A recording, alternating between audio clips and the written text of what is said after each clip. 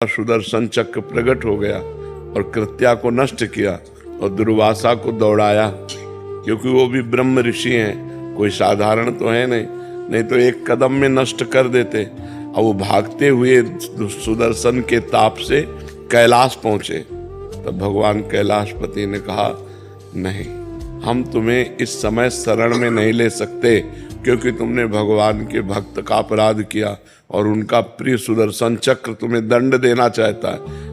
हमारे ब्रह्मा के यहाँ गए, ब्रह्मा ने भी मना कर दिया।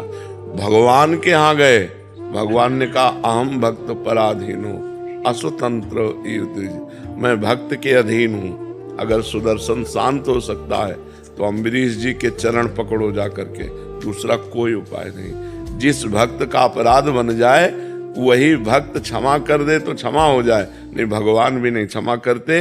भक्त अपराध सबसे बड़ा है। किसी संत महात्मा भक्त का अपराध ये नष्ट कर देगा। साधु अवज्ञा कर फल ऐसा, जरत नगर अनाथ कर जैसा। लंकाधिपति रावण के संपूर्ण लंका को ऐसे जला रहे कि कोई रोकने वाला नहीं है।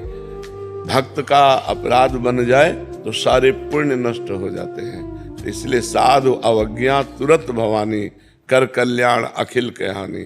भक्तन निंदा अति बुरी, भूल करे जिन कोय, किए सुकृत बहु जन्म के, क्षण में दारे खोए। बहुत जन्म के पुण्य एक क्षण में नष्ट हो जाते हैं यदि भक्त निंदा हो जाए, भक्त द्रोह हो जाए, भक्त का अपमान कर दो, फिर भक्त के साथ मारपीट कर दो, ये तो बहुत ही हानि की बात हो गई। अगर भक्त गाली भी दे तो इसे हाथ जोड़ दो तो तुम्हारा मंगल होगा। उसको तो भगवान देख लेंगे लेकिन तुम्हारा मंगल होगा। पलट कर तुम गाली मत दो, वो भगवान का दास है, भगवान का भक्त बहुत बड़े का है, हमारे द्वारा अपराध नहीं बनना चाहिए। मनीषा कौशिक जी, चेन्नई से। राधे राधे महाराज जी। महाराज जी, आपके चरणों में कोटि कोटि प्रणाम। महाराज जी, आपके श्रीमुख से सुना है कि नाम जप करने से हृदय जलता है तो पाप नष्ट होते हैं, परंतु महाराज जी मुझे नाम जप करते हुए बिल्कुल भी अभी जलन नहीं हो रही। क्या मेरे पाप नष्ट नहीं हो रहे महाराज जी? अभी उस कोटि का नाम जप नहीं हो रहा। अभी उस कोटि का नाम जप नहीं हो रहा। जब एकाग्रता पूर्वक नाम जप होने लगेगा तो एक असंतुष्टता पैदा होगी, एक ताप पैदा होगा, जो कुछ अच्छा नहीं लगता, सब कुछ भस्म होना शुरू हो जाता है। पाप, वासनाएं, संस्कार और अच्छे सद्गुण प्रकट होने शुरू हो जाते हैं। हृदय में एक जब आनंद प्रकट होगा, फिर भगवान का रूप प्रकट होगा, फिर भगवान का साक्षात्कार हो जाएगा, जीवन का पूरा हो गया। तो प्रथम जब होता है तो अभी उस कोटि का नाम जब कहाँ हो रहा है।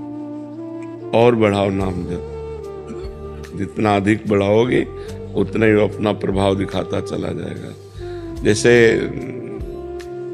हम एक दो कवल कई दिन के भूखे हों और एक दो कवल भोजन करके तो कुछ समझ में आएगा क्या? कम से कम आधा पेट भोजन हो तब समझ में आएगा कि हाँ खीर कैसी है, पूड़ी कैसी है, सब्जी कैसी है। एक दो कवल तो केवल भरने मात्र की जरूरत रहेगी। एक दो कवल करके रुकवा दिया जाए, आपसे पूछा जाए आपको कैसा लगा तो आपको हो गया बुरा लगा। इससे तो अच्छा था ना पाते तो चैन थी, जब पाना शुरू किया तो पाने दो। तो अभी शुरू किया है, एक दो कवल है, वो अपना काम कर रहा है। एक दो कवल उतनी भूख मिटाया पर समझ में नहीं आएगा, मिटेगी तब जब कम से कम आधा पेट हो।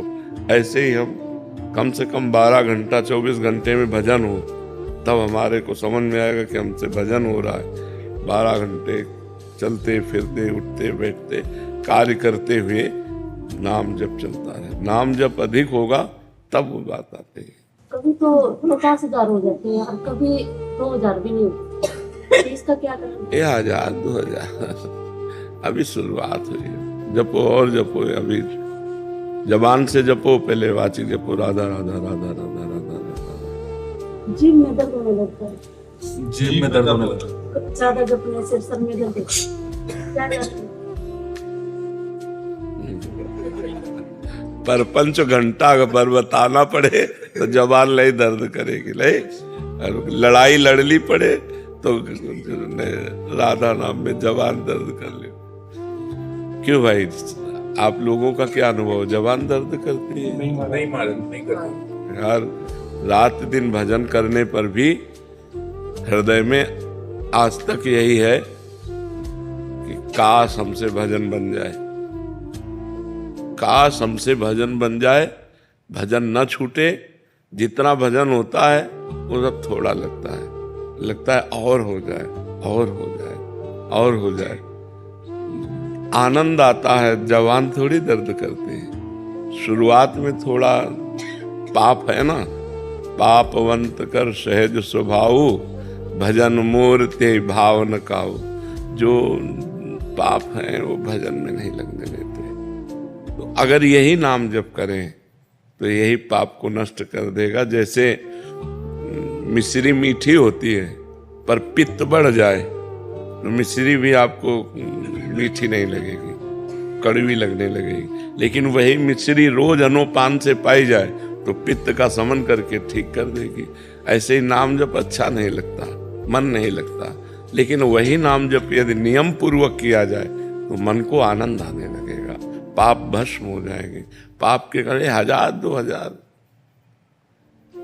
हमारी कोई श्वास खाली न जाए, ऐसे भजन करें तब भजन का रंग आएगा। अभी तो बहुत पहाड़ जैसे पाप जमा है जन्म जन्मांतर के, इसलिए ऐसा है।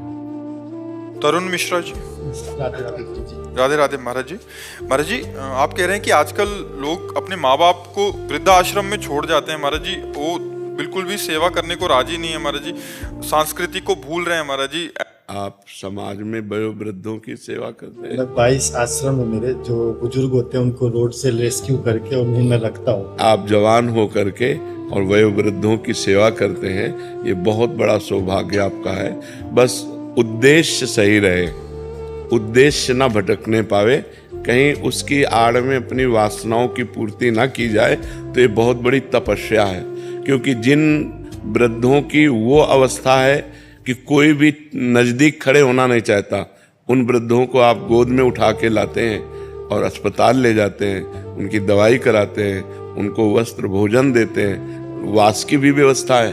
जी गुरु जी, आश्रम शेल्टर होम है और आजीवन उनके मृत्यु तक 200 दाह संस्कार मैंने अपने हाथों से किया है। बहुत और क्योंकि आप ऐसा कार्य करते हो, ये बहुत बड़ा कार्य है। आज लोग अपने माता पिता का तो अपमान कर ही रहे हैं, फिर आप दूसरे वयोवृद्धों को, असहायों को, हाथ पैर टूटे हुए को, पागलों को, विक्षेपितों को, जिनको कोई नहीं पूछता है, जो अपन मतलब उनको अपने शरीर की शुद्धि नहीं है, उनको आप सेवा करते हो। बस एक बात ये रहे, स्वार्थ बुद्धि ना रहे, तो यही भगवत प्राप्ति भी करा देगा। क्योंकि परहित सरिस धर्म नहीं भाई, पर पीड़ा सब नहीं अगमाए। जो दूसरों का हित करता है, इससे बड़ा कोई धर्म नहीं है। और आप इतना प्यार से ऐसे वयोवृद्धों की सेवा, अब बस उसमें दिखावा नहीं होना चाहिए, स्वार्थ नहीं होना चाहिए कि जैसे कुछ लोगों का ऐसा स्वरूप होता है कि कैमरे में कुछ और होता है और कैमरे के पीछे कुछ और होता है। तो हमें लगता है कि एक जैसा स्वरूप होना चाहिए कि कैमरे के सामने भी वही स्वरूप है और कैमरे के पीछे भी वही स्वरूप है। हमारा एकांत भी भगवत स्वरूप ही होना चाहिए कि जब हम कैमरा नहीं है तब भी हमारा बर्ताव वही हो जो कैमरे में हो रहा है। बहुत अच्छा लगा जो परोपकार करते हैं, बस यही करते रहना, हमारे भगवान को भी अच्छा लगेगा। आप ये समझो, अपने माता पिता की पुंडरीक जी मन वचन कर्म से सेवा कर रहे थे, कभी उन्होंने चाह नहीं की कि मुझे भगवान मिले, लेकिन स्वयं भगवान उनके पास गए। महाराष्ट्र में प्रमाण है, जो भगवान विट्ठल है वो वही पुंडरीक जी के ठाकुर जी है। पुंडरीक जी के लिए गए कि तुम माता पिता की सेवा करते हो, मेरे दर्शन कर लो।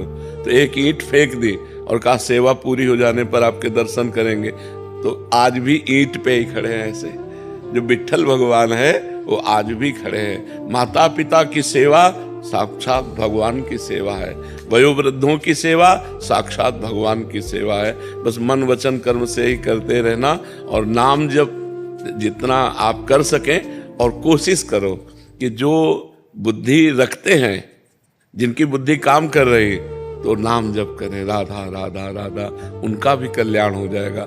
शरीर का पोषण और परलोक का पोषण। परलोक का पोषण भगवान के नाम से होता है, अध्यात्म में जुड़ने से होता है। तो जैसे बूढ़ी माई लोग हैं, बूढ़े पिता लोग हैं, अगर इनको सिखाए कि आप बैठ के थोड़ी देर राधा राधा करो, काउंटर दे दे कि आप राधा राधा करो, तो इससे आपको भी और लाभ मिलेगा। जो स्वयं नाम जप करता है और दूसरों को नाम जप कराता है, उसका बड़ा मंगल होता है। जी मेरा बचपन भी खुद ऐसा बीता है, मैं खुद शेल्टर होम में रहा हूँ जी नहीं, बहुत सुंदर। तो उनकी सेवा करता हूँ तो लगता है पिता का सेवा का मौका नहीं मिला तो आज उनकी सेवा कर। बिल्कुल नहीं, बहुत सुंदर, हमें बहुत अच्छा लगा। आजकल माता पिता की सेवा क्या, नए नए बच्चे आधुनिक विद्या पढ़ते हैं और व्यभिचार और व्यसन से युक्त हो जाते हैं, गर्लफ्रेंड बॉयफ्रेंड, बुद्धि पहले ही भ्रष्ट हो जाती है, फिर नशा में पहुंच जाते हैं। अब नशे के लिए अगर उनको पैसा नहीं मिलता तो अपने माता पिता को दंडित करते हैं। माता पिता की आराधना तो तब करें जब उनमें थोड़ी श्रद्धा हो, थोड़ा अध्यात्म हो, थोड़ा भागवतिकता हो, तो उनको अतिथि देवो भव, मातृदेवो भव, पितृदेवो भव वेद कहता है। मातृदेवो भव, पितृदेवो भव। सोचो, जिस माता ने आपको लघुशंका कर दी, शौच कर दी, लेकिन उसने आपको कभी थप्पड़ नहीं मारा, इतना सयाना किया आपको खवा पिया के, वही जब वृद्ध हुई तो उसे अनाथालय में छोड़ाते हैं। अरे अनाथालय में छोड़ा है तो चलो कम से कम सुविधा में तो छोड़ा है, रोड में छोड़ देते हैं, रोड में छोड़। हमारे यहाँ सारे गुरुजी रोड वाले ही हैं, जो डायरेक्ट कॉल आते हैं, प्यारी चाहिए गुरुजी, वो लोग 2 रोटी खाते हैं। इस उम्र में पूरे जब जीवन का अंत समय होता है तो उनको प्यार और सम्मान चाहिए कि कोई 2 मिनट उनकी बातें सुने। उनको 10 मिनट सुन लेते हैं ना, वो उसमें प्रसन्न हो जाते हैं। नहीं, बहुत सुंदर, इसलिए हमारा हृदय विशेष प्रभावित हो जी। शिवविंद कुमार जी कानपुर से। राधा वल्लभ श्री हरिवंश। श्री हरिवंश महाराज जी पिछले 2 वर्षों से राधा नाम जपने का प्रयास कर रहा हूँ महाराज जी। कभी कभी मन बिल्कुल नहीं लगता और भाव भी नहीं बनता। महाराज जी, आपने एक सत्संग में बताया था कि ऐसे रजोगुण और तमोगुण के कारण ऐसा होता है, सतोगुण में भजन ज्यादा होता है। महाराज जी, रजोगुण और तमोगुण के प्रकोप को कैसे कम किया जाए? जैसे अब हमारे समझ में आ गया कि हमें तमोगुण आ रहा है, प्रमाद, जिससे 10 वर्ष पहले द्वेष हुआ होगा, उसकी बातें आके क्रोध आना या जरा जरा सी बात, तो तमोगुण बढ़ रहा है। अब उस समय मन भजन में नहीं लगेगा, अब उस समय हमें बाहरी भजन चाहिए, जैसे सत्संग सुनने लगना, कीर्तन करने लगना, भक्त से बातचीत करने लगना। मतलब उस समय ये नहीं हो सकता कि आप मानसिक जप कर सको या एकांत बैठ सको। हमको ये देखना है कि इस समय हमारे अंदर दशा क्या है। प्रवीण साधक वही है। अब दशा एकांत में बैठने की नहीं है,